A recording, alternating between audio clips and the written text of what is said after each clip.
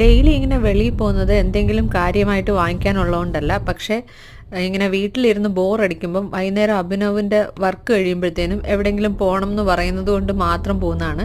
പക്ഷേ ചെന്നൈയിൽ ഉള്ളപ്പോൾ അഭിനവ് ഒരിക്കലും ഈവനിങ് ഒന്നും ഇങ്ങനെ വെളിയിൽ പോകാൻ തയ്യാറല്ല. കാരണം അവിടുത്തെ ട്രാഫിക്കും തിരക്കും ഒക്കെ ആലോചിച്ചിട്ട്. അപ്പോൾ ഇവിടെ ഉള്ളപ്പം മാക്സിമം അഡ്വാൻറ്റേജ് എടുക്കണമല്ലോ എന്ന് വിചാരിച്ചാണ് ഇങ്ങനെ പോകുന്നത്.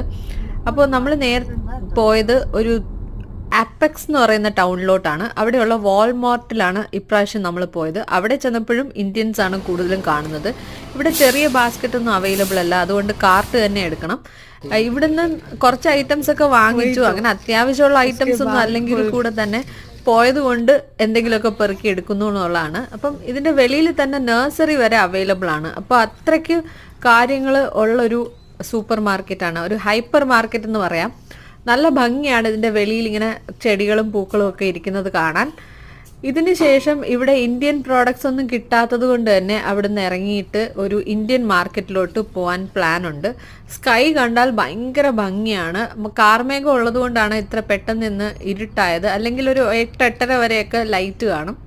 എന്തായാലും ഇന്ത്യൻ മാർക്കറ്റിൽ ചെന്നു. ഒരു സർദാർജിയുടെ മാർക്കറ്റാണ് ഇത്. നമ്മൾ താമസിക്കുന്നതിനും കുറച്ചുകൂടെ അടുത്താണ്. പക്ഷേ ഈ ഒരു ഷോപ്പിൽ ഉദ്ദേശിച്ച എല്ലാ സാധനങ്ങളൊന്നും കിട്ടിയൊന്നുമില്ല. പക്ഷേ എങ്കിലും അത്യാവശ്യം വേണ്ടതൊക്കെ എടുത്തിട്ട് നമ്മൾ തിരിച്ച് വീട്ടിലോട്ട് പോവാണ്. അപ്പം അവിടെ കിടക്കുന്നതാണ് നമ്മുടെ കാറ്. ഇവിടെയൊക്കെ എന്ന് പറഞ്ഞാൽ ഇന്ത്യയിൽ കാണുന്ന ലക്ഷറി കാറൊക്കെ ഇവിടെ സാധാരണ മോഡൽസ് ആണ്.